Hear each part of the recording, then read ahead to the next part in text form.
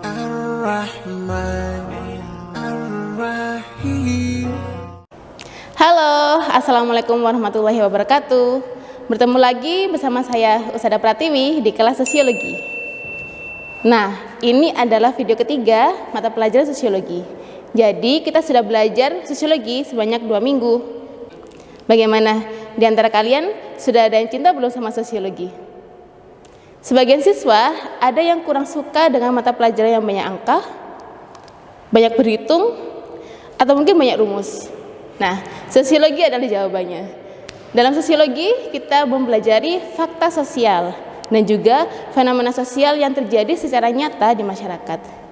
Sehingga kita banyak dihadapkan dengan banyak baca, banyak berpikir kritis, dan banyak menganalisis. Nah, mungkin juga kalian banyak yang bertanya, Ustazah, jika kita ahli sosiologi, kita sudah belajar sosiologi, kita mau jadi apa? Mungkin jadi guru? Atau mungkin jadi dosen? Atau menjadi praktisi? Atau mungkin bisa menjadi jurnalis? Nah, itu semua akan kita bahas di video kita kali ini. Ya, betul sekali. Kita sekarang akan belajar tentang kegunaan sosiologi dan realitas sosial sebagai objek kajian sosiologi. Nah, kita hanya belajar 2 materi saja. Jadi, tolong disiapkan catatan dan buku paketnya. Tanpa lama-lama, kita sekarang masuk ke materi yang pertama, yaitu kegunaan sosiologi. Nah, kalau di pertemuan kedua kemarin, kita telah membahas tentang manfaat belajar sosiologi. Sekarang kita akan belajar tentang kegunaan ilmu sosiologi dan realitas sosial sebagai objek kajian sosiologi. Sudah siap? Ya. Untuk kegunaan sosiologi, di sini akan Ustazah jelaskan ada 4 kegunaan sosiologi. Kalau kalian lihat di buku paket kalian, di situ hanya menjelaskan tentang 2 kegunaan sosiologi. Di sini Ustazah tambah lagi 2 menjadi 4 kegunaan sosiologi. Kalau sudah, kita akan lanjut ke materi selanjutnya, yaitu tentang realitas sosial sebagai objek kajian sosiologi. Banyak sekali realitas sosial yang ada di tengah-tengah masyarakat, tapi karena keterbatasan waktu, jadi kita samakan realitas sosial yang kita pelajari hari ini dengan buku paket yang sudah kalian terima masing-masing. Ya? Oke. Kalau gitu sekarang kita awali dengan kegunaan sosiologi. Nah, Ustazah, memang beda ya manfaat belajar sosiologi dan kegunaan ilmu sosiologi. Ada yang tahu? Beda atau tidak? Pasti beda ya. Kalau manfaat sosiologi adalah manfaat dari seseorang atau dari pelajar atau dari masyarakat yang sudah mempelajari sosiologi. Tapi kalau kegunaan sosiologi adalah guna ilmu sosiologi untuk melihat perkembangan masyarakat. Makanya kenapa sosiologi diwajibkan pada kelas IPS, kemudian sosiologi juga diwajibkan pada UN. Beberapa tahun lalu terdapat UN, nah di situ ada sosiologi sebagai pilihan. Kemudian sosiologi juga masuk pada materi UTBK, dan sosiologi sudah ada di berbagai universitas negeri maupun swasta yang ada di Indonesia. Bahkan mulai dari S1 sampai S3 pun ada jurusan sosiologi. Dan kalian juga perlu tahu bahwa sosiologi merupakan jurusan yang sangat banyak diminati di berbagai negara seperti di Inggris, Amerika, dan di Perancis. Karena memang sepenting itu ilmu sosiologi bagi perkembangan masyarakat. Nah, di sini kalian harus bersyukur ya, karena kita sedang belajar sosiologi. Banyak siswa di luar sana yang tidak kedapatan atau mungkin dalam pembelajaran mereka belum ada sosiologinya. Jadi kita harus bersyukur, kita gunakan waktu sebaik mungkin untuk belajar sosiologi, ya. Oke, sekarang kalian fokuskan pada materi awal kita di pertemuan di meeting 3 pagi ini, yaitu tentang kegunaan sosiologi. Untuk memudahkan kita dalam mempelajari kegunaan sosiologi, Ustazah akan bantu dengan gambar, ya. Coba kalian lihat pada gambar yang pertama, yaitu tentang perencanaan sosial. Kalian masih ingat beberapa bulan yang lalu sebelum ada corona di tengah-tengah kita, ada apa? Ya, masyarakat gempa dengan pengalihan ibu kota yang awalnya di Jakarta kemudian akan dipindahkan ke Kalimantan. Masih ingat? Di berbagai stasiun TV di Indonesia setiap hari, setiap saat beritanya pasti tentang perkembangan perpindahan ibu kota yang awalnya di Jakarta kemudian akan dipindahkan ke Kalimantan. Hal tersebut sangat membutuhkan sekali perencanaan sosial. Kemudian kegunaan yang kedua yaitu penelitian. Nah, kita sebagai anak sosial dan calon sosiolog, kita harus sering sekali melakukan penelitian. Emang penelitian buat apa sih Ustazah? Nanti kita akan belajar. Kemudian, selain perencanaan sosial dan penelitian, juga ada pembangunan. Nah, pembangunan di sini bukan pembangunan seperti jalan tol atau pembangunan seperti gedung-gedung. Kemudian yang keempat ada pemecahan masalah. Oke, sudah gak sabar ya? Kita lanjut ya. Kegunaan ilmu sosiologi yang pertama yaitu perencanaan sosial. Sambil dibaca ya, sambil dengerin Ustazah ngomong juga sambil dibaca. Perencanaan sosial juga disebut dengan social planning sebagai ciri yang umum bagi masyarakat yang sedang mengalami perubahan dan perkembangan. Jadi perencanaan sosial ini tidak hanya terjadi pada masyarakat kota saja, tapi juga masyarakat desa. Karena masyarakat desa juga mengalami perubahan dan perkembangan. Emang perencanaan sosial itu apa Ustazah? Nah, bahasa singkatnya seperti ini. Perencanaan sosial merupakan alat untuk mengetahui perubahan yang terjadi di masyarakat. Sosiologi memahami hubungan yang terjalin antara manusia dengan alam, ya. Karena kita sekarang sedang belajar tentang perencanaan sosial, dalam merencanakan sesuatu, masyarakat juga harus melihat alamnya. Misalnya ya, pemindahan ibu kota ke Kalimantan, masyarakat juga harus melihat lingkungan sekitarnya. Kalau misalnya Istana Merdeka dipindahkan ke Kalimantan, dampak apa sih yang akan terjadi? Itu kan juga melihat atau memahami hubungan yang terjadi antara manusia dengan alam. Paham ya? Kemudian hubungan antara manusia dengan kelompok. Bagaimana masyarakat itu menerima nggak sih dengan perubahan-perubahan tersebut? Apakah menjadi pro atau kontra? Kemudian pengaruh penemuan baru terhadap kehidupan manusia. Masyarakat ini mengalami culture shock nggak? Masyarakat ini mengalami kaget nggak sih dengan perubahan-perubahan baru? Serta perkembangan kebudayaan.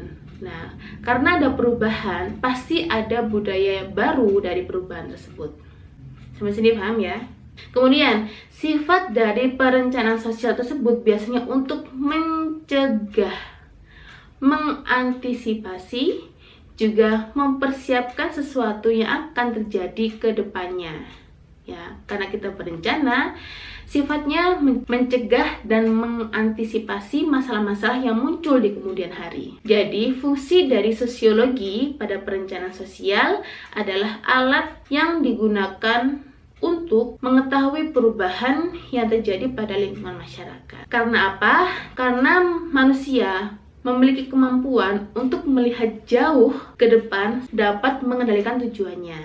Maka dari itu kenapa perencanaan sosial sangat penting untuk perkembangan masyarakat. Sampai sini paham? Oke. Kita lanjut ke kegunaan ilmu sosiologi yang kedua, yaitu penelitian. Kalian pasti pernah melakukan penelitian kan di kelas SMP sebelumnya. Tapi perlu kalian tahu bahwa penelitian yang ada di sosiologi beda dengan penelitian yang kalian lakukan pada SMP dulu. Penelitian di sosiologi namanya penelitian sosial. Bedanya apa Ustazah?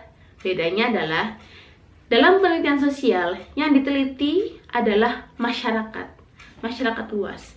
Mungkin kalau kalian kemarin waktu SMP meneliti tentang bagaimana dari kedelai menjadi cambah. Nah, itu kan bukan kajian objek sosiologi. Pasti kalian ada yang bertanya, Ustazah, penelitian itu buat apa sih? Ada yang mikir gitu nggak sih kalian? Penelitian berguna untuk memberikan gambaran tentang kehidupan manusia. Selain itu, melalui penelitian kita juga bisa melihat masalah-masalah yang terjadi pada masyarakat. Nah, dari penelitianlah kemudian muncullah suatu perencanaan dan pemecahan masalah. Secara umum, gunanya penelitian adalah satu, untuk mempertimbangkan berbagai gejala sosial yang timbul dalam kehidupan masyarakat. Masyarakat itu kan banyak sekali kejadian-kejadian atau gejala sosial yang terjadi pada masyarakat. Itu bisa kita infokan atau bisa kita share lewat penelitian. Misalnya, contoh yang tadi Usada jelaskan, terdapat sosiolog yang ingin meneliti tentang perubahan sosial. Nah, bagaimana kita tahu bahwa dalam masyarakat terdapat perubahan sosial kalau tidak dengan penelitian? Kegunaan penelitian kedua dalam sosiologi adalah untuk memahami pola tingkah laku dalam masyarakat. Kemudian, untuk selalu berhati-hati dan selalu berpikir rasional, dan untuk melihat perubahan-perubahan yang terjadi pada masyarakat. Jadi, dengan adanya sebuah penelitian, diharapkan muncul pula solusi-solusi yang kiranya bisa digunakan untuk memecahkan banyak masalah sosial yang ada di lingkungan masyarakat tersebut. Jadi seperti itu penelitian sosial. Tanpa penelitian sosial kita tidak tahu emang di negara sana ada masalah apa, di daerah kita ada masalah apa. Nah, kita tidak tahu kalau tidak ada penelitian. Siapa yang melakukan penelitian? Siapa saja bebas melakukan penelitian. Kita lanjut ke kegunaan sosiologi yang ketiga, yaitu pembangunan. Pembangunan merupakan perubahan yang dilakukan secara terencana dan terarah. Ingat, perubahan yang dilakukan secara terencana dan terarah. Kemudian, proses pembangunan bertujuan untuk meningkatkan taraf hidup masyarakat, baik secara spiritual maupun material. Ingat ya, baik secara spiritual, yaitu di dalam diri masyarakat, dan material yang nampak. Maka dari itu, masyarakat harus bersikap sangat terbuka dengan perubahan yang terjadi di tengah-tengah masyarakat. Pembangunan dapat terlaksana jika masyarakat pada suatu tempat memiliki rasa gotong royong, kemudian saling menghargai antara satu sama lain, dan kerjasama yang tinggi.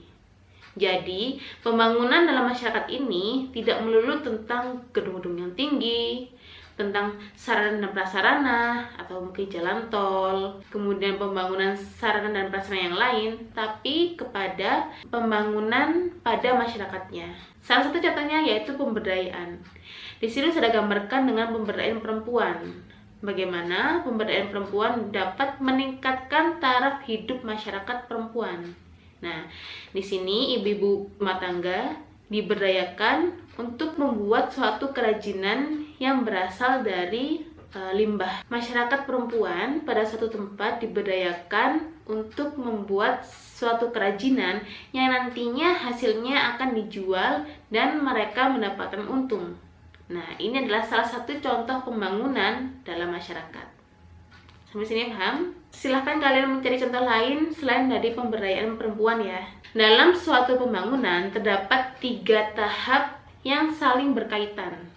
Yang pertama ada perencanaan, kemudian pelaksanaan, dan evaluasi.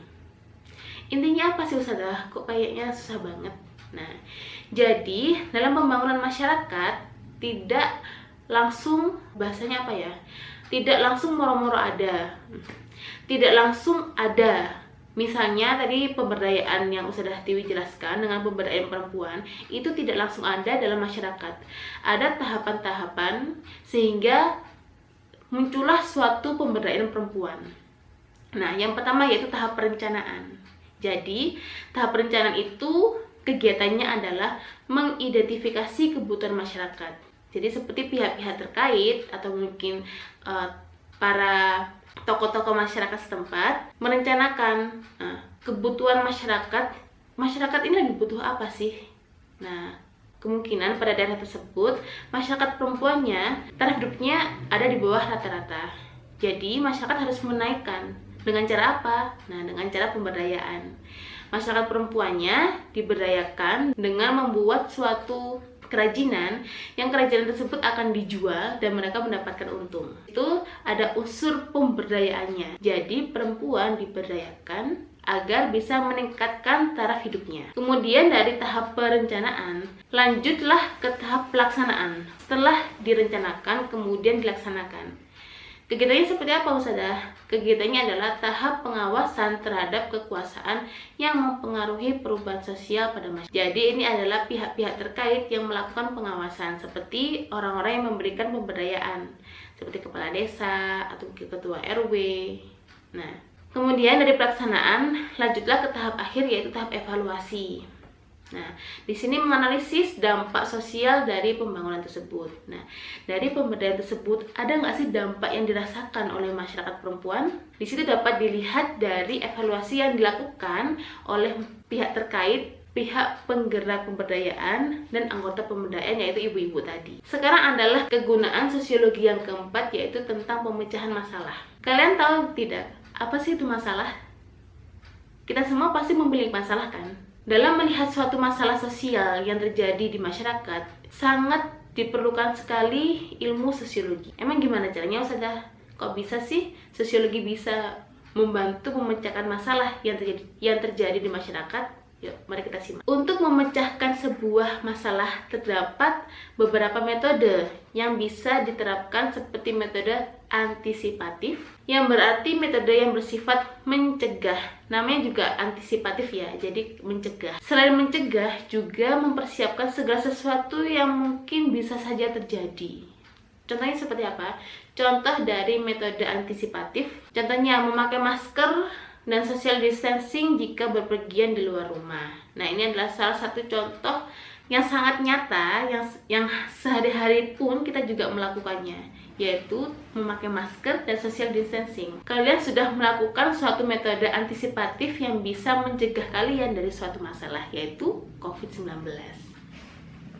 Paham ya? Nah, kemudian yang kedua, ada metode restitutif. Apa itu metode restitutif? Merupakan metode yang bertujuan memberikan sebuah apresiasi atau penghargaan kepada individu yang sudah mematuhi norma dan aturan yang berlaku. Metode ini dilakukan setelah kejadian. Nah, beda dengan metode yang sebelumnya. Kalau metode antisipatif dilakukan sebelum adanya masalah. Kalau metode restitutif ini dilakukan setelah terjadi masalah. Jadi, di sini sudah contohkan dengan penghargaan polisi sabar di Jawa Tengah. 1 tahun lalu, masyarakat Indonesia, khususnya di per-YouTubean, sangat heboh sekali dengan seorang polisi di Jawa Tengah yang sangat sabar. Beliau dibentak-bentak oleh para demonstran gerakan 212, masih ingat tahun lalu, 212. Beliau sangat bersabar dan meskipun dicaci maki atau mungkin dipukul-pukul, beliau tidak melakukan balasan. Nah, ini sangat diapresiasi oleh pihak terkait dan diberikan penghargaan sampai masuk ke Net TV. Ini adalah suatu contoh metode restitutif. Masih ada satu metode lagi, yaitu metode represif. Apa itu metode represif? Ya. Metode represif ini digunakan agar bisa menimbulkan efek jera kepada para masyarakat atau pelaku yang sudah melakukan pelanggaran. Kalau ini banyak sekali dijumpai oleh masyarakat, khususnya kalau kalian melihat berita-berita kriminal atau berita-berita di televisi, yang sangat sering dijumpai adalah metode represif. Ini juga dilakukan setelah terjadinya masalah. Nah, di sini saya kasih contoh. Kalian masih ingat beberapa waktu lalu kita di media sosial dihebohkan dengan beberapa orang atau beberapa remaja yang melakukan aksi prank. Ya, waktu kemarin di bulan Ramadan kemarin terdapat beberapa orang yang melakukan aksi prank, memberikan sembako kepada masyarakat tapi isinya sampah. Nah, itu membuat masyarakat geram dan kemudian pihak terkait memberikan hukuman yang setimpal atas perbuatannya. Ini adalah contoh dari metode represif, di mana metode ini digunakan untuk memberikan efek jera kepada masyarakat agar tidak mengulangi kejadian sama dengan para pelaku tersebut. Sampai sini paham? Dengan kegunaan ilmu sosiologi tadi akan menghasilkan beberapa profesi yang nantinya akan membantu masyarakat untuk melihat perkembangan masyarakat. Nah, di sini ada beberapa profesi. Coba kalian lihat gambarnya. Yang pertama ada ahli riset. Tujuan ahli riset yaitu mencari data di masyarakat, kemudian diolah menjadi karya ilmiah yang berguna untuk memecahkan masalah sosial. Di sini peran sosiolog sangat penting sekali, di mana untuk melihat perkembangan atau melihat masalah sosial harus melalui riset atau penelitian. Untuk Untuk menonjolkan hal tersebut, terdapat ahli riset yang bisa membantu untuk memaksimalkan pekerjaan tersebut. Terdapat ahli riset yang memang kesehariannya adalah mencari data dan melakukan penelitian. Selain ahli riset juga ada praktisi. Di sini sudah contohkan dengan salah satu tokoh sosiologi Indonesia, yaitu Bapak Soejono Sukanto. Sosiolog sangat terlibat dalam perencanaan dan pelaksanaan kegiatan masyarakat. Selain ahli riset tadi, juga dibutuhkan praktisi untuk memaksimalkan penelitian yang nantinya akan digunakan untuk melakukan perencanaan sosial. Kemudian yang ketiga ada konsultan kebijakan. Dalam melakukan suatu kebijakan yang nantinya juga akan berpengaruh sekali, berdampak sekali terhadap masyarakat, juga membutuhkan sosiolog. Setiap kebijakan adalah prediksi. Betul tidak? Memprediksi apakah masyarakat bisa menerima kebijakannya, atau mungkin malah menimbulkan suatu masalah yang besar dari kebijakan tersebut. Prediksi sosiologi dapat membantu memperkirakan pengaruh kebijakan sosial yang mungkin terjadi. Kemudian selain konsulan kebijakan juga bisa menjadi pendidik. Pendidik di sini bisa dosen atau guru dan bermanfaat untuk masyarakat. Nah, di sini guru sosiologi atau dosen di jurusan sosiologi bisa membantu untuk mengembangkan ilmu sosiologi secara lebih luas dan bermanfaat bagi masyarakat. Ini adalah profesi-profesi yang dilahirkan dari ilmu sosiologi. Masih banyak sekali profesi yang nantinya akan dilahirkan dari sosiologi. Nanti bisa kalian cari sendiri dari berbagai sumber yang ada di internet. Nah, kalau tadi kita sudah belajar tentang kegunaan ilmu sosiologi dalam masyarakat, sekarang kita sudah menginjak ke materi yang kedua, yaitu realitas sosial sebagai objek kajian sosiologi. Nah, sebelum itu, apa sih realitas sosial? Ada yang tahu? Menurut Berger dan Thomas, realitas sosial merupakan sesuatu hal yang terjadi di luar dari kemauan kita. Nah, untuk mengkaji hal tersebut, kita bisa menggunakan sosiologi untuk mengkaji realitas sosial. Kok bisa, Ustadzah? Gimana caranya? Contohnya seperti ini. Terdapat sosiolog yang ingin meneliti tentang perubahan sosial yang terjadi di masyarakat akibat corona. Nah, dalam penelitiannya, sosiolog tersebut mendapatkan bahwa terdapat perubahan-perubahan dalam masyarakat seperti perubahan gaya hidup, perubahan komunikasi, perubahan dalam belajar seperti kita sekarang ini, yaitu belajar dari rumah. Nah, hal tersebut bisa dipelajari dalam sosiologi. Perubahan-perubahan tersebut yang disebut dengan realitas sosial. Terdapat 4 konsep pembentuk realitas sosial. Seperti apa? Nah, yang pertama ada masyarakat. Kemudian dari masyarakat membentuk suatu organisasi sosial. Dari organisasi sosial bisa membentuk suatu dinamika sosial. Kenapa? Karena kita adalah makhluk sosial yang selalu dinamis.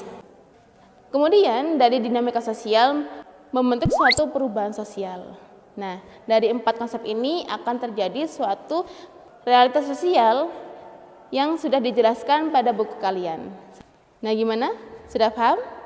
Sekarang kita masuk ke materi realitas sosial yang pertama, yaitu kemiskinan.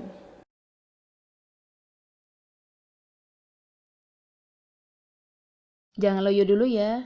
Tenang, kita sekarang sudah ada di materi terakhir meeting 3 hari ini tentang realitas sosial sebagai objek kajian.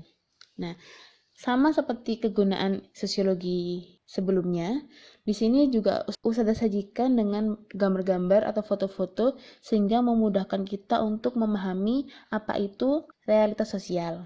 Kalau belajar tentang realitas sosial, kita akan dirujuk kepada 2 tokoh teori sosiologi, yaitu Peter L. Berger dan Thomas Luckmann. Nah, mereka berdua menyumbangkan pemikirannya tentang realitas sosial yang dijelaskan pada buku The Social Construction of Reality. Dalam buku tersebut menjelaskan bahwa realitas sosial merupakan kegiatan yang dianggap berada di luar kemauan kita. Jadi, secara garis besarnya bahwa hal-hal yang dianggap berada di luar kemauan masyarakat. Realitas sosial di dalam masyarakat merupakan bagian dari objek kajian sosiologi. Betul sekali, karena memang objek kajian sosiologi membahas tentang realitas sosial, kemudian membahas tentang interaksi sosial, tentang gejala sosial, fenomena sosial, dan lain-lain. Disebut dengan realitas sosial karena memang benar-benar terjadi dalam keseharian masyarakat. Pasti kalian banyak sekali menemukan realitas sosial di samping kita, di masyarakat kita, di kampung kita. Di mana ada masyarakat, pasti ada realitas sosial. Karena realitas sosial merupakan hal-hal yang di luar kemauan manusia, contohnya adalah hal yang kita alami sekarang, yaitu BDR, belajar dari rumah. Banyak sekali masyarakat yang kurang menyukai sistem belajar dari rumah. Begitupun juga Ustadzah. Menurut Ustadzah, belajar dari rumah itu kurang efisien dan kurang memaksimalkan pemahaman siswa. Jadi pemahaman kita terbentur oleh jarak dan waktu. Kayak LDR ya. Begitu juga dengan orang tua. Orang tua sangat menyayangkan kenapa belajar dari rumah ini masih belum menemukan titik temu. Orang tua harus membagi antara mendampingi anak belajar dengan pekerjaannya. Atau mungkin harus menambah dana tambahan untuk membeli kuota dan lain-lain. Nah, itu adalah pro kontra tentang pembelajaran kita yang masih mengambang sampai saat ini. Karena banyak sekali realitas sosial yang terjadi di tengah-tengah masyarakat, untuk lebih memudahkan kita hanya belajar contoh-contoh yang sudah ada di buku. Ya, biar pembelajaran kita sinkron. Tetapi dalam penyampaiannya, tetap di sini Ustadzah memilih kata-kata yang mudah kita cerna, mudah kita pahami, sehingga kita juga memahami bagaimana itu realitas sosial, apa contohnya di masyarakat. Kalau ada deskripsi seperti ini, silakan kalian fokuskan pada kata-kata yang sudah bold merah ya. Kita awali dari kemiskinan. Kemiskinan merupakan suatu keadaan di mana terjadi ketidakmampuan untuk memenuhi kebutuhan dasar. Kemiskinan menjadi masalah sosial karena ketika kemiskinan mulai merambah atau bertambah banyak, maka angka kriminalitas yang ada akan meningkat juga. Karena banyak kemiskinan, banyak juga masyarakat yang melakukan saat ini menerjemahkan kemiskinan sebagai pangkal penyebab masalah sosial dan ekonomi. Betul sekali. Memang pangkal masalah sosial, khususnya masalah perekonomian, itu bermula dari kemiskinan. Kemiskinan juga sangat berpengaruh terhadap lingkungan hidup yang akhirnya akan merusak lingkungan itu sendiri. Bisa kalian lihat gambar di perkotaan yang awalnya sungai mengalir, kemudian di pinggirnya dibangun rumah-rumah yang tidak layak huni oleh masyarakat, oleh manusia, sehingga lingkungannya tercemar. Sungainya tidak bisa mengalir, banyak tumpukan limbah atau sampah di situ. Penduduk miskin yang terdesak akan mencari lahan-lahan kritis atau lahan-lahan konservasi sebagai tempat pemukiman. Lahan-lahan yang seharusnya berfungsi sebagai kawasan penyangga atau mempunyai fungsi konservasi akan kehilangan fungsi lingkungannya setelah dimanfaatkan untuk kawasan pemukiman. Akibat berikutnya, maka akan menyebabkan terjadinya ketidakseimbangan lingkungan. Nah, ini bisa dikarenakan banyaknya para imigran. Orang yang melakukan urbanisasi dari desa ke kota, di kota tidak mendapatkan lahan untuk tempat tinggal, mereka akan menggunakan lahan-lahan seadanya. Setelah kemiskinan, contoh realitas sosial yang kedua yaitu kejahatan. Di sini sudah contohkan dengan kasus John Kay. Kalau kalian sering menonton televisi atau di media sosial beberapa minggu lalu, masyarakat dihebohkan dengan kasus John Kay dan kawan-kawan yang meresahkan banyak masyarakat. Kejahatan adalah salah satu bentuk masalah sosial yang dapat merugikan anggota masyarakat lainnya. Kejahatan yang terjadi dalam diri manusia seringkali didasari oleh proses imitasi seseorang pada pergaulan. Kalian tahu apa itu imitasi? Ya, imitasi adalah proses meniru. Jadi, kejahatan yang terjadi pada diri manusia seringkali didasari oleh proses meniru seseorang pada pergaulan. Dorongan karena membaca berita atau korannya hoax, keadaan ekonomi yang lemah, dan bentuk penyimpangan sosial lainnya.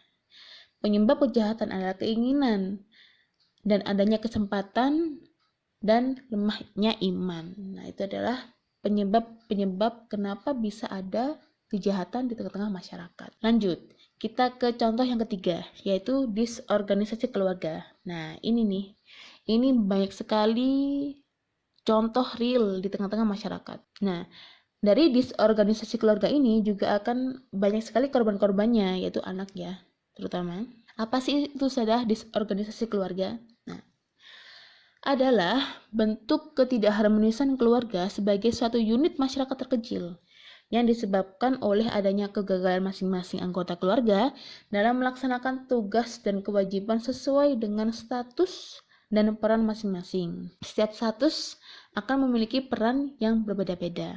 Disorganisasi keluarga bisa terjadi bila perkawinan hanya dipandang sebagai relasi bisnis sehingga bisa menguntungkan satu sama lain.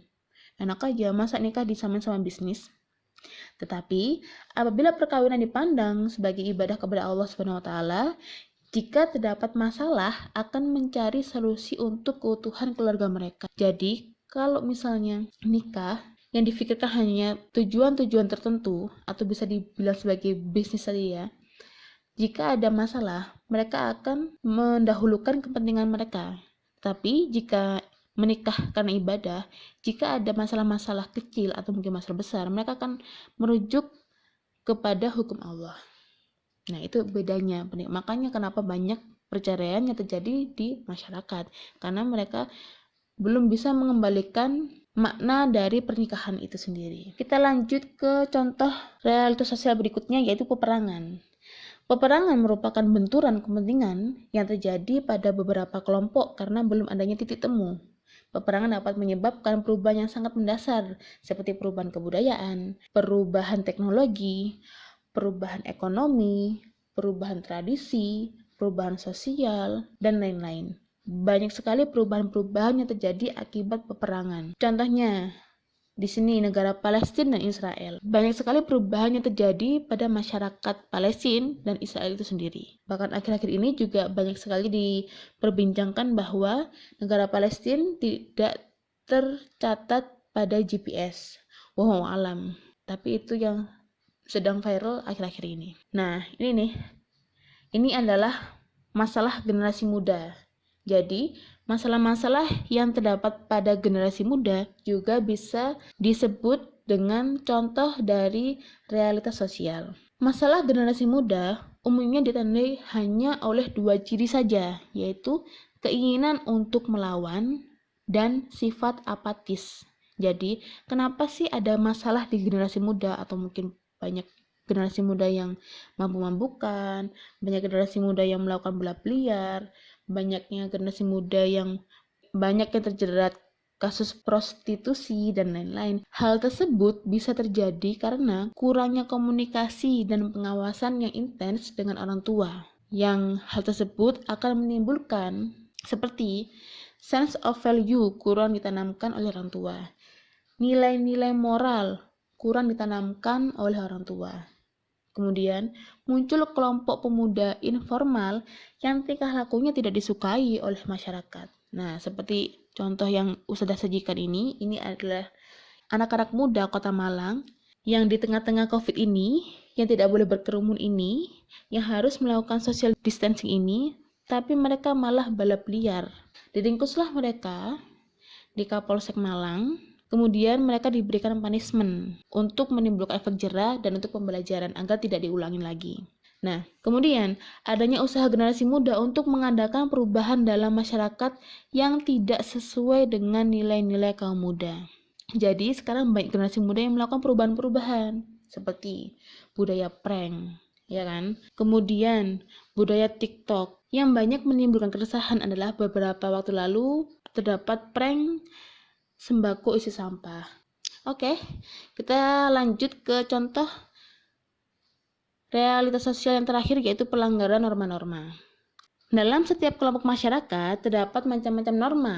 Norma tersebut dipakai sebagai pedoman bagi masyarakat, bahkan memiliki sanksi bagi yang melanggar. Namanya juga norma. Jadi, kalian tahu apa bedanya nilai dan norma? Iya, kalau nilai adalah baik atau buruknya sesuatu hal, itu adalah nilai. Misalnya, kita makan pakai tangan kanan, kita agak menunduk jika berjalan di depan orang yang lebih tua, itu adalah nilai. Sedangkan kalau norma adalah peraturan yang kalau dilanggar akan mendapatkan sanksi. Norma adalah petunjuk yang harus dijalankan dalam kehidupan karena di dalamnya berisi perintah, larangan, dan anjuran untuk mengatur tingkah laku masyarakat. Ini contohnya. Karena kita ada di situasi COVID-19, kalau kita keluar rumah harus menggunakan masker. Kalau kita ada di suatu tempat harus menjalankan protokol, harus social distancing. Nah, kalau itu dilanggar, kita akan mendapatkan sanksi. Contohnya seperti bapak-bapak ini yang memakai rompi gugus tugas sanksi sosial OKB, orang kepala batu karena tidak memakai masker. Nah, bapak ini nggak pakai masker. Kemudian diberi sanksi, menyapu di pinggir jalan, dan dipertontonkan kepada masyarakat luas untuk dijadikan pembelajaran. Biar apa? Biar ada rasa malu. Biar ada rasa kapok. Oh, nanti kalau saya nggak pakai masker, saya akan seperti bapak itu. Makanya kalau kalian keluar rumah, di Indomaret, ke Alfamart, ke pasar sama mama, harus pakai masker. Ya. Lanjut. Alhamdulillah, pembelajaran kita hari ini sudah selesai. Semoga apa yang kita pelajari di pagi ini, di hari ini, mendapatkan manfaat, dihitung sebagai nilai ibadah. Kalau kalian ada pertanyaan, silakan japri Ustadzah. Mau malam pun enggak apa-apa, nanti akan Ustadzah bales. Kalau ada pertanyaan nggak ngerti dikit aja, silakan WA, jangan sungkan-sungkan. Ustadzah paling suka sama anak didik Ustadzah yang suka discuss, suka tanya-tanya. Nah, jadi sudah tunggu pertanyaannya. Oke? Kalau begitu, sudah akhiri. Wassalamualaikum warahmatullahi wabarakatuh. Semangat bermasyarakat bersama sosiologi.